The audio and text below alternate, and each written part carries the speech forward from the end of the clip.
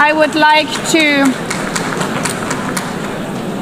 call on the next speaker. The Assembly will hear an address by His Excellency Prabowo Subianto, President of the Republic of Indonesia.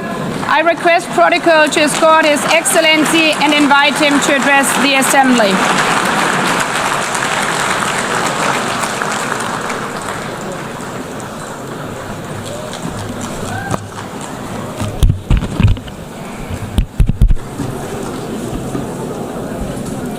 His Excellency Mr. Antonio Guterres, Secretary General of the United Nations, Her Excellency Madame Annalena Baerbock, President of the United Nations General Assembly, His Excellency Mr.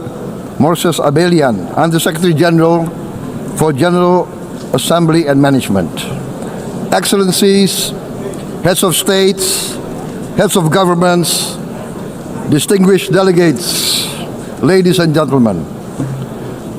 It is indeed a great honor for me to stand in this August General Assembly Hall among leaders and representatives who represent almost all of humanity. We differ in race, religion, and nationality, yet we gather together today as one human family. We are here first and foremost as fellow human beings, each created equal, endowed with unalienable rights to life, liberty, and the pursuit of happiness. The words of the United Nations Declaration of Independence have inspired democratic movements across continents, including the French Revolution, the Russian Revolution, the Mexican Revolution, the Chinese Revolution, and Indonesia's own struggle and journey to freedom. It also gave birth to the Universal Declaration of Human Rights, adopted by the United Nations in 1948. All men are created equal was the creed that opened the way to unprecedented global prosperity and dignity. And yet, in our own era of scientific and technological triumphs, an era capable of ending hunger, poverty, and environmental ruin, we also continue to face today grave dangers, challenges, and uncertainties. Human folly, fueled by fear, racism, hatred, oppression, and apartheid, threatens our common future. My country knows this pain. For centuries, Indonesians lived under colonial domination, oppression, and slavery. We were treated less than dogs in our own homeland. We Indonesians know what it means to be denied justice and what it means to live in apartheid, to live in poverty, and to be denied equal opportunity. We also knew what solidarity can do in our struggle for independence, in our fight to overcome hunger, disease, and poverty. The United Nations stood with Indonesia and gave us vital assistance. Decisions made here based on human solidarity by the Security Council and this Assembly gave Indonesia independence, international legitimacy, opened doors, and supported our early development through the efforts of the United Nations Children Fund, the United Nations Food and Agriculture Organization, the FAO, the World Health Organization, and many, many other United Nations institutions. And because of that, Indonesia today stands on the cusp of shared prosperity and greater equality and dignity. Madam President, Excellencies, our world today is driven by conflict, injustice, and deepening uncertainty. Every day we witness suffering, genocide, and blatant disregard for international law and human decency. In the face of these challenges, we must not give up. As the United Nations Secretary General said, we cannot give up. We cannot surrender our hopes or our ideals. We must draw closer, not drift apart. Together we must strive to achieve our hopes, our dreams. The United Nations was born from the ashes of the Second World War that claimed scores of millions of lives. It was created to secure peace, security, justice, and freedom for all. We remain committed to internationalism, to multilateralism, and to every effort that strengthens this great institution. Today, Indonesia is nearer than ever before to meeting the sustainable development goals of ending extreme poverty and hunger. Because years ago, this very chamber chose to listen and uphold social and economic justice. We will never forget. And today, we must never be silent while Palestinians are denied that same justice and legitimacy in this very hall. Excellencies, Thucydides warned, the strong do what they can, the weak suffer what they must. We must reject this doctrine. The United Nations exist to reject this doctrine. We must stand for all, the strong and the weak. Might cannot be right. Right must be right. Indonesia today is one of the largest contributors to United Peacekeeping Forces. We believe in the United Nations. We will continue to serve where peace needs guardians, not with just words, but with boots on the ground. If and when the United Nations Security Council and this great assembly decide Indonesia is prepared to deploy 20,000 or even more of our sons and daughters to help secure peace in Gaza or elsewhere, in Ukraine, in Sudan, in Libya, everywhere when the peace needs to be enforced, peace needs to be guarded, we are ready. We will take our share of the burden, not only with our sons and daughters, we are also willing to contribute financially to support the great mission to achieve peace by the United Nations. Madam President, Excellencies, I propose to this Assembly a message of hope and optimism, grounded in action and execution. Today, we heard the speech of Madam President, the President of the United Nations General Assembly.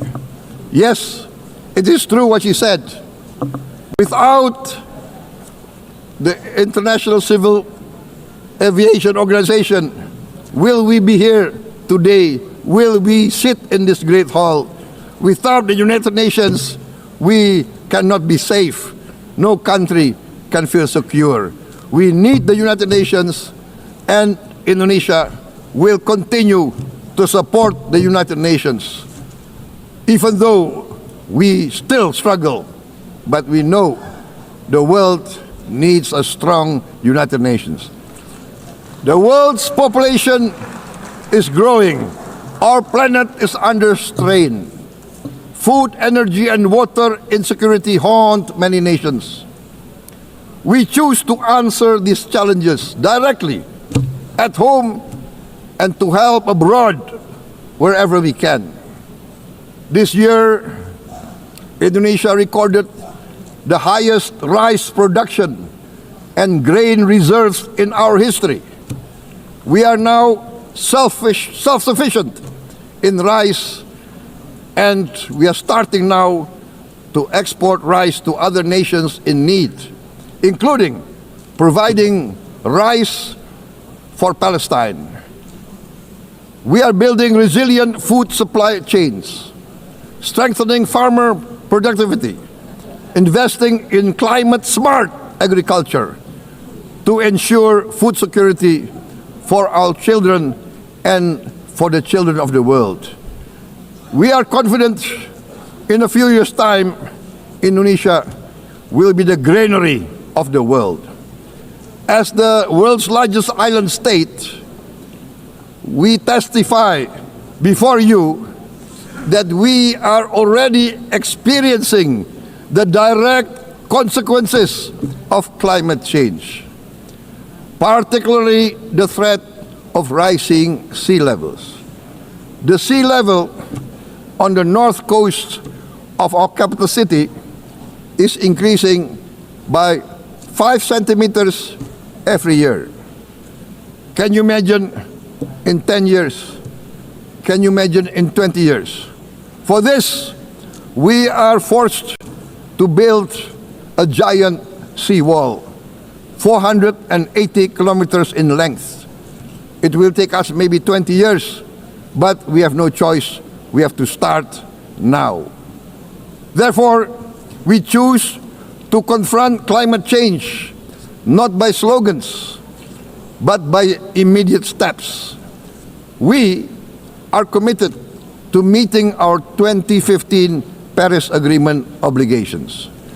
We aim to achieve net zero emission by 2060, and we are very confident we can achieve net zero emission much earlier. We aim to reforest more than 12 million hectares of degraded forest, to reduce forest degradation, to empower local communities with quality green jobs for the future. Indonesia is shifting decisively from fossil fuel-based development towards renewable-based development. From next year, most of our additional power generation capacity will come from renewables.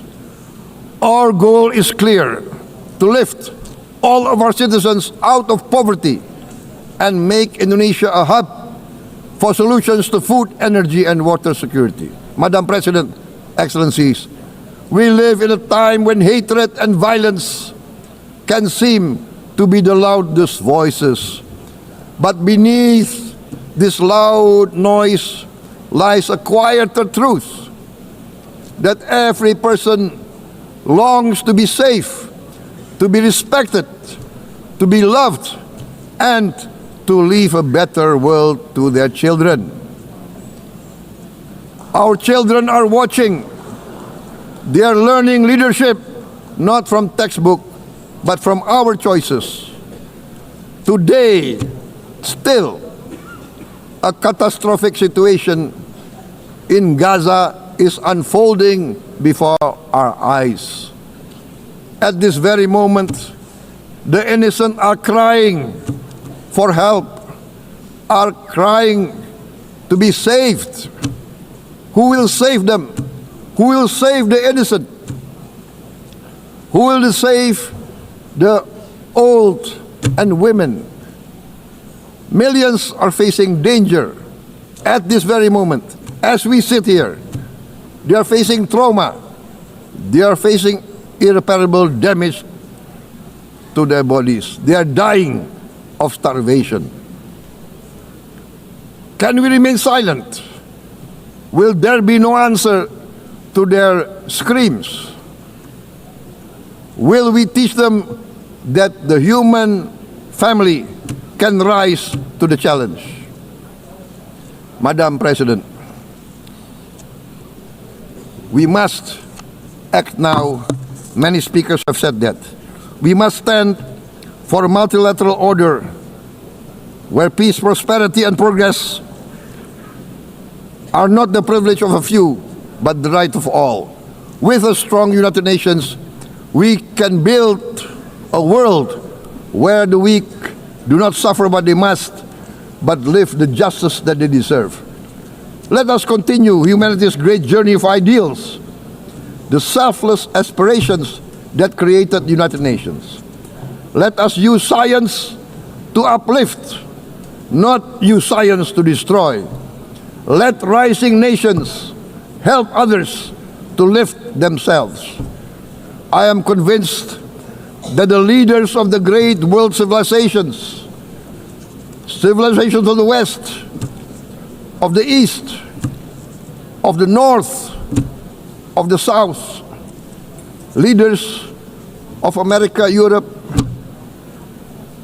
of India, China, the Islamic world, the whole world, I am convinced they will rise to their role demanded by history.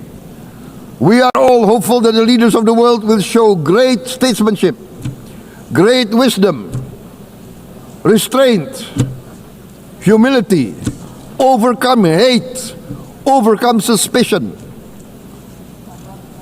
Madam President, distinguished delegates, we are greatly heartened by the events of the last few days, where significant leading countries of the world have chosen to side with history, to choose the right side of history, the path of the moral high ground, the path of rectitude, the path of justice, the path of humanity, to shun hatred, to overcome suspicion, and to avoid the use of violence.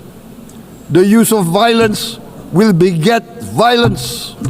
No one country can bully the whole community of the human family.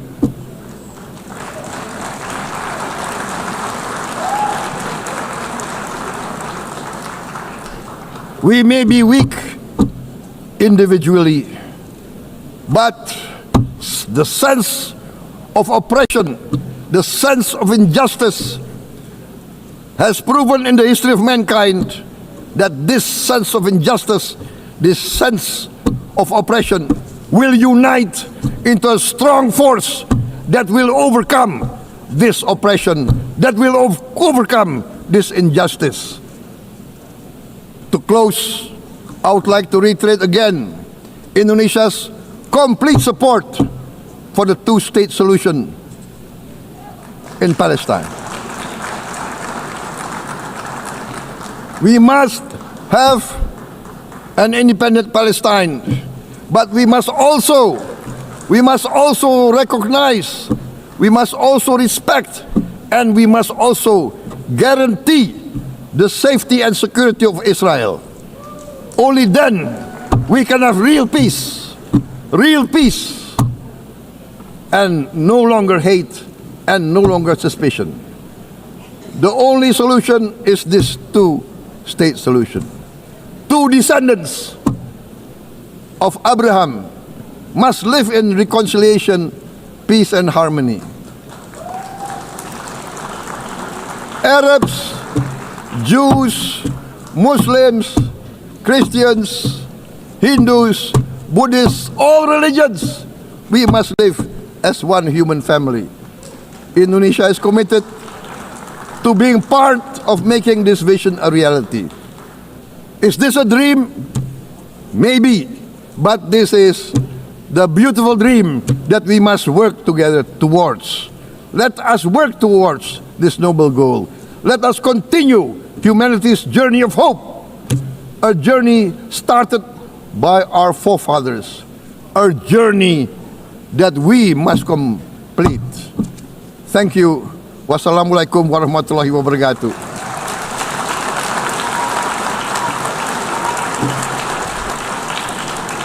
Shalom. Om Santi, Santi, Santi Om. Namo Buddhaya. Thank you very much. May God bless us all. May peace be upon us. Thank you very much. Thank you. On behalf of the Assembly, I wish to thank the President of the Republic of Indonesia